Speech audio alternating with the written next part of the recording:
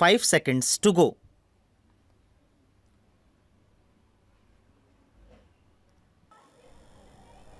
I should like now to make a few observations on the budget.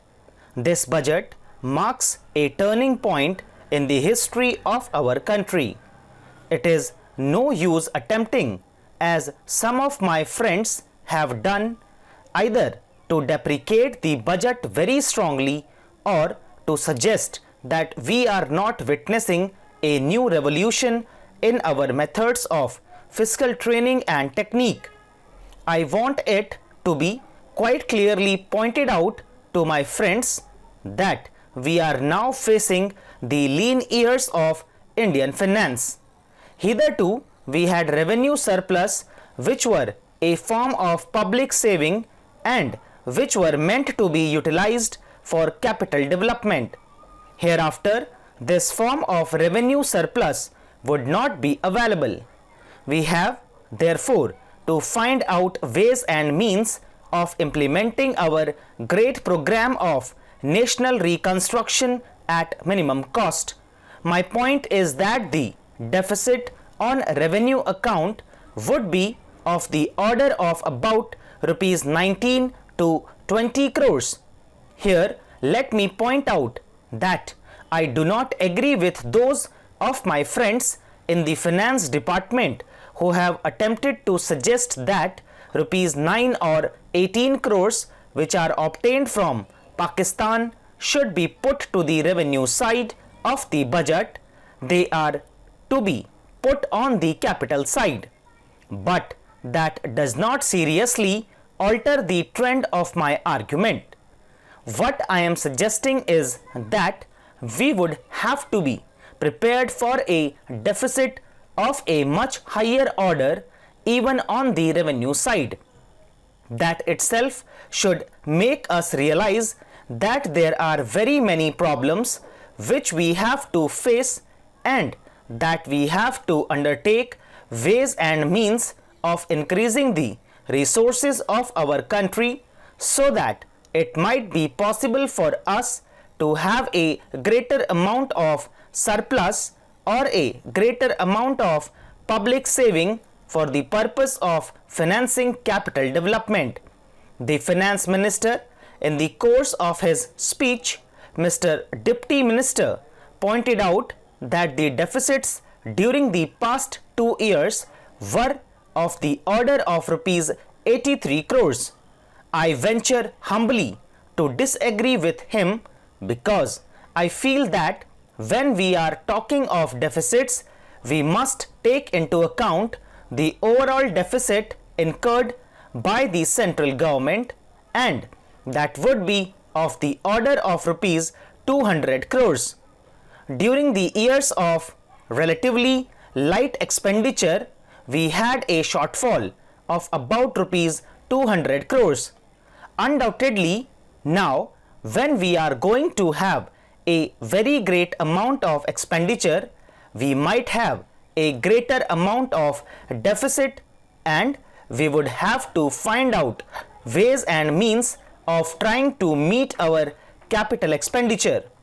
Some members have pointed out that deficit financing is good, others have pointed out that it is poison. One honorable member who preceded me pointed out that it could be taken like a tonic.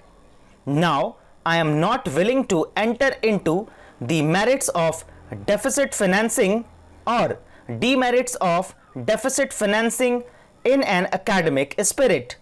The times has now come when we should face realities.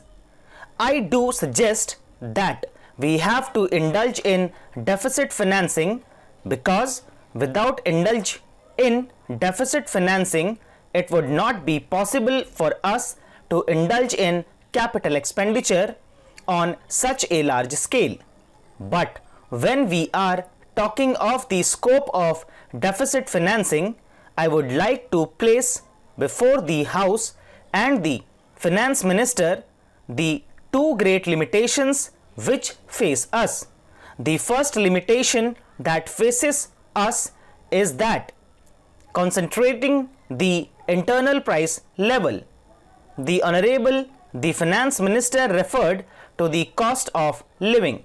He said that he was going to keep a watch over the cost of living so that it may not shoot up within a short period and make a mess of the plans of capital development. But there is another limitation which has also to be borne in mind, a limitation which has not received as much notice as it should have done in all the discussions that have taken place on deficit financing. That limitation is the external limitation or the limitation which arises on account of our balance of payments position.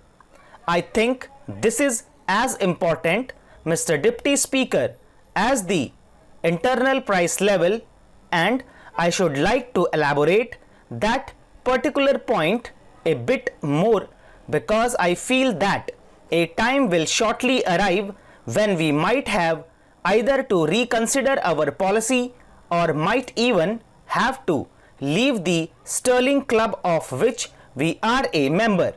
The second serious limitation is as serious as the first. What would be the consequences of deficit financing on our balance of payments?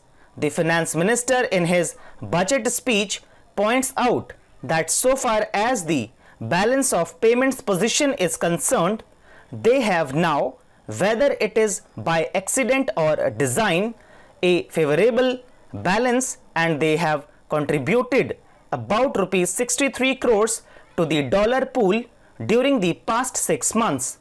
But the moment we indulge in deficit financing, we have to be prepared for worsening of our balance of payments.